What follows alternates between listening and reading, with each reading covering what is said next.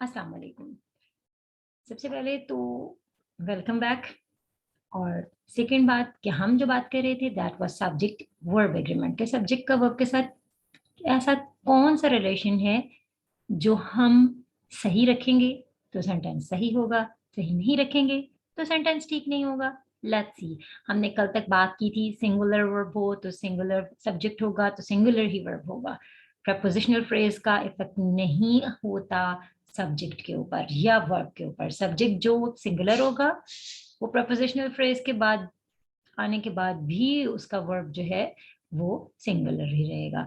और सब्जेक्ट दो अगर हमारे पास हैं तो उनके दरमियान अगर एंड है तो ऑटोमेटिकली वो प्लूरल बन जाएगा। लेकिन अगर हम एंड को रिप्लेस कर देंगे और together with, along with, accompanied, as well as वगैरह के साथ लगा देंगे तो इसका मतलब ये होगा कि वो सिंगुलर कंसिडर होगा, क्योंकि बाद वाला हिस्सा टुगेदर विद या अलोंग के बाद जो आने वाला हिस्सा है, जो आने वाला सब्जेक्ट है, वो पहले सब्जेक्ट पर असरअंदाज नहीं होगा। अगर पहला सब्जेक्ट प्लूरल है तो प्लूरल वर्ब होगा, अगर पहला सब्जेक्ट सिंगुलर है तो सिंगुलर वर्ब होगा। इसी तरह से कुछ नाउन हमेशा के लिए ही प्लूरल होते हैं। ये मैं अब थोड़ा सा रिकैप कर रहे ताकि आपको आसानी हो जाए कि हम किस तरीके से कर रहे थे। कल बात हमने पिछली वीडियो में हमने किस तरीके से इसको सॉल्व किया था, ठीक है। और और फिर इसके बाद हमने नन का इस्तेमाल देखा था कि नन जो है वो वैसे अकेला आता है तो वो सिंगुलर होता है, लेकिन जैसे ही उसके साथ ऑफ का इस्तेमाल हो जाता है और फिर उसके बाद अगर सब्जेक्ट प्लूरल है, नन ऑफ यू है तो यू किस तरह का हमारे पास आएगा वर्ब। नन ऑफ देम है तो देम की तरह आएगा। नन ऑफ हिम है तो means none of the teacher है तो सिंगुलर आएगा। टीचर्स है तो प्लूरल आएगा। ये हमारी कल की एग्जांपल्स थी। तो हम अब नीदर नॉर और ईदर और की तरफ बढ़ रहे हैं। ये कोई मुश्किल चीज नहीं है। नीदर और नॉर के साथ हमने क्या लगाना है, ईदर और आर के साथ हमने क्या यूज करना है। That's very easier one. अब हम इसको कैसे आसान आसान तरीके से करेंगे कि जब भी ईदर और नीदर नॉर या फिर खाली और या फिर खाली नॉर आता है तो two nouns, take two nouns before and after them. कैसे? नाउन जो है वो प्लेस हो जाता है कंजंक्शंस। कौन कौन से कंजंक्शंस है? और नॉर के जो कंजंक्शंस है उनसे पहले प्लेस होता है। Let's see. हम एक एग्जांपल देखते हैं। इसमें से ज्यादा आसानी तब होगी कि जब हम एग्जांपल के साथ इसको पढ़ेंगे। Let me right something. एक एग्जांपल देखते हैं फिर आपको पता लगेगा। Neither Ali nor his nor his sisters, yeah, his friends, nor his friends are going to the party. Well, example हमारे पास आ गई। Neither Ali nor his friends are going to the party. तो हमारे पास सब्जेक्ट क्या है? हमारे पास subject जो है वो लास्ट वाला है, ठीक है। लास्ट वाला सब्जेक्ट है नीदर अली। अब इसको मैं हाईलाइट करती हूँ आपको। नॉर के बाद क्या आ रहा है? His friends. अब हिज फ्रेंड्स जो है वो सिंगुलर है या प्लूरल? अगर मैं यहाँ पर हिज फ्रेंड कर देती हूँ, neither Ali nor his friend, तो फिर आएगा इज गोइंग टू। यानी नीदर नॉर ईदर और के इस्तेमाल में जो बाद वाला सब्जेक्ट होता है, जो नॉर या जो भी कंजंक्शन हमने लास्ट में यूज किया उसके बाद आता है, तब हम उसी के साथ वाला वर्ब यूज करेंगे, ठीक है। Neither Ali nor his friend is going to the party. अब अली और हिज फ्रेंड को हमने इकट्ठा नहीं लेना, ठीक है। और इसको हम अगर फ्रेंड्स कर देते हैं तो again it is are, the word which we use, that is our। हम एक एग्जांपल और लेते हैं। I and my brother, I and my brother opens the window when rain falls. Okay. I and my brother opens the window. I and my brother, so the, sorry, not and, अब ये plural हो जाएगा, I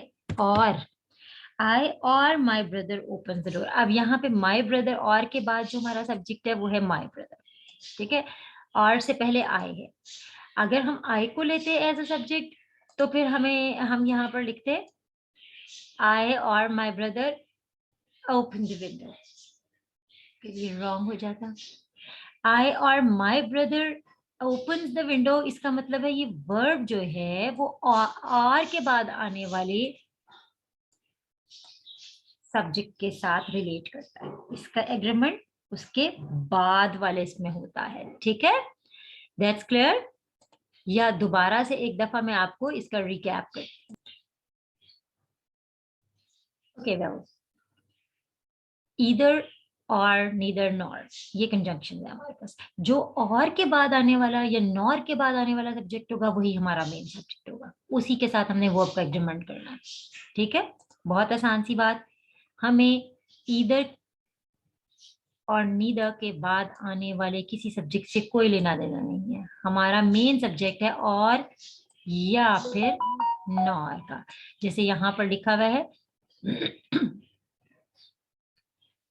और nor, और nor, यहाँ पे और missing है, सॉरी यहाँ पे और मिसिंग है, मैं यहाँ पर और लिख देती हूँ, और एंड नॉर, ये दो नाउन ऐसे हैं जिनके बाद आने वाला जो है सब्जेक्ट इंपॉर्टेंट है। प्रायर मतलब पहले, the noun placed prior to the words और इन nor have no effect of the word, वो नाउन जो आर और नॉर से पहले लगाते हैं, प्रायर मीन्स पहले, पहले लगा होता है, उसके साथ वर्ब का कोई इफेक्ट नहीं होता, बल्कि वर्ब इस्तेमाल होता है और नॉर के बाद जो भी सब्जेक्ट है वही इंपॉर्टेंट है। Got that? Okay, we'll move towards the next. Some nouns are always singular. जी बिल्कुल, कुछ नाउन हमेशा के लिए ही सिंगुलर कंसिडर किए जाते हैं, चाहे वो प्लूरल हो, ठीक है।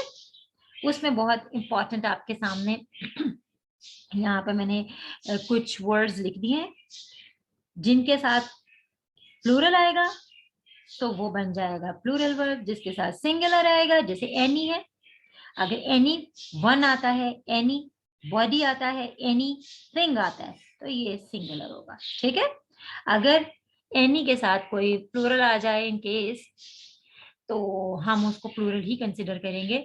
सो एनी के साथ, नो के साथ, नो के साथ, सम के साथ, someone, somebody, everyone, everybody, each student, each girl, each boy, okay, so अगर ईदर या नीदर अकेले आए, ठीक है, जब वो अकेले आए तो वो सिंगुलर कहलाते हैं, ठीक है, got it. Some, any, no, every, okay, I am writing here, अगर हम कहते हैं सम वन, ये सिंगुलर है, ठीक है, anybody, that's also singular, and nothing, nothing singular, everything singular, that is with the each, yes, each is a word, each, whatever you want to use, each के साथ आप जो भी लगाना चाहते हैं, each के साथ आप each flower smells good, ऐसी बात है नहीं वैसे, each flower smells good, okay, this one shows कि ये singular है,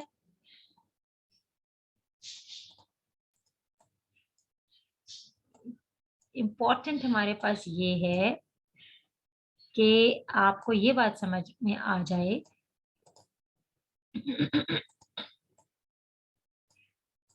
कि जब भी सम, या नो या एनी या एवरी या ईच इस्तेमाल किया जाता है, तो हम उसके साथ अगर सिंगुलर नाउन यूज करें, उसके फौरन बाद अगर सिंगुलर नाउन यूज कर रहे हैं, then you are suppose to make it singular verb. आपने उसका एग्रीमेंट सिंगुलर वर्ब के साथ करना है, ठीक है। अब हम नेक्स्ट की तरफ चलते हैं। The sentence begin with their here. अच्छा, ये डिफरेंट होते हैं, ये थोड़े से मुख्तलिफ फॉर्मेशन होती है। आपने देखा होगा देयर आर मेनी फ्लावर्स। अब जब हमने वर्ब की डेफिनेशन की थी, आपको याद होगा कि वर्ब जो है वो स्टेट ऑफ बीइंग भी था, यानी is am are to be verb भी था। Is am are was verb भी वर्ब के तौर पर इस्तेमाल हो रहे थे, उसमें कोई और दूसरा वर्ब इस्तेमाल नहीं होता था, ठीक है। जैसे ही इज अ स्टूडेंट, अब ही इज अ स्टूडेंट में कोई और एक्शन वर्ब नहीं है, तो इसका मतलब है इज जो है वो वहां पर state of being verb use हो रहा है, वहां पर एग्जिस्ट कर रहा है, एग्जिस्टेंस वर्ब के तौर पर यूज हो रहा है, यानी किसी चीज का होना उसमें पाया जा रहा है।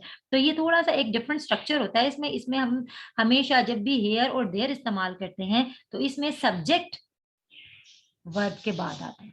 डिफरेंट बात हो गई ना, सब्जेक्ट वर्ब के बाद आता है। रिमेंबर इट, जब भी हेयर और देयर का इस्तेमाल होता है, तो सब्जेक्ट कम्स आफ्टर वर्ब। और इसमें वर्ब क्या होता है? इसमें वर्ब होता है इज, वॉज, वर्ब वगैरह वगैरह, जो भी हो सकते हैं, ठीक है। ये किसमें है? ये है जनाब इसके साथ, ठीक है।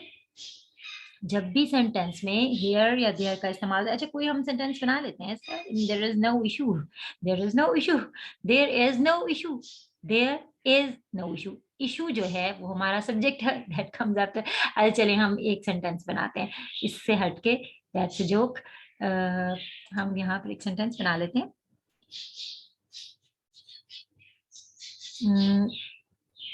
There are many shops near my home. अच्छा, there are many shops near my home. अब यहाँ पर क्या है?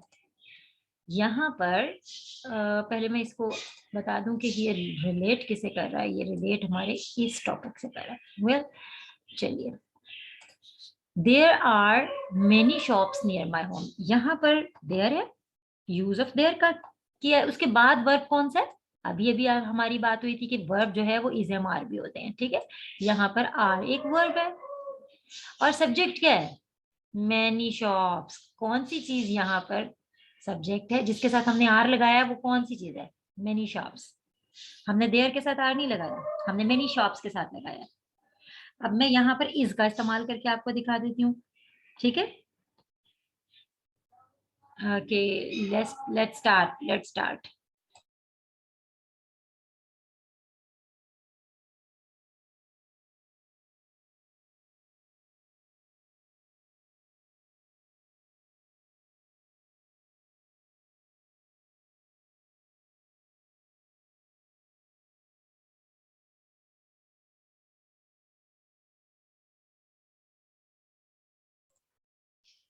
Yes, here is my car.